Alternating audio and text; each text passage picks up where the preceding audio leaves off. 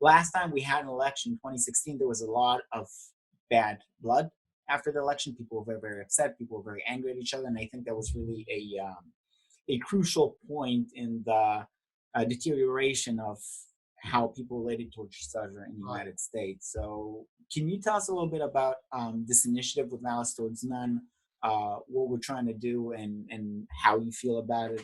How do you think it can help? It's along the lines, to me, it's along the lines of Braver Angels' mission that's always been there. Mm-hmm. And now it's been extended to the special election issue. And we've got events that Braver Angels set out to do it for churches, universities, and civic organizations. And they had programs planned prior to the election where you could orient your who's ever there in the church members or the kids in the university class to the fact that we're having election strife is out there, and some pre-election events that they could do to get ready for the interpersonal skills and the relationship building that was required because the animosity is running high. So you had some pre-work that you could get done working up to the election. Also, we asked people to sign a pledge.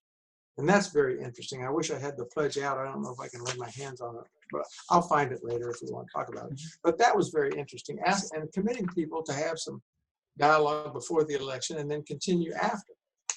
And then the post-election, we had the same kind of thing developed for. The notion was we're going to have some people that are emotionally upset. Mm-hmm. Who somebody's going to be the losers. Mm-hmm. And they're going to be emotionally upset, so they had a dialogue group. And all these can be done like in a cafeteria with 14 people spread properly with safety, COVID safety kind of things, or they can be done virtually online. And hold a discussion where people express themselves about the emotions that they're feeling and perhaps the bitterness towards the other group. And then the option was there, for instance, you had the people who were dismayed and the people who were overjoyed. Mm-hmm.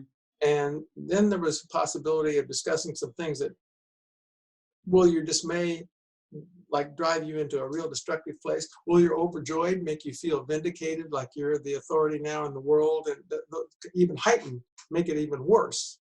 So how to combat that? And then if the leader, the reason I like this a lot, the flexibility, you could have two churches in a city, big churches decide to do this, and each minister and the staff that set up these programs, they have a lot of flexibility. The guides are there, ask them to follow these mandates, but they have choices.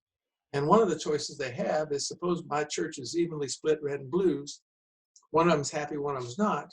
After we have those groups where we're all the same color, can we get together in early December and have a discussion? And all those are guided discussions to do the very thing Braver Angels is talking about, getting people together to talk about this conflict.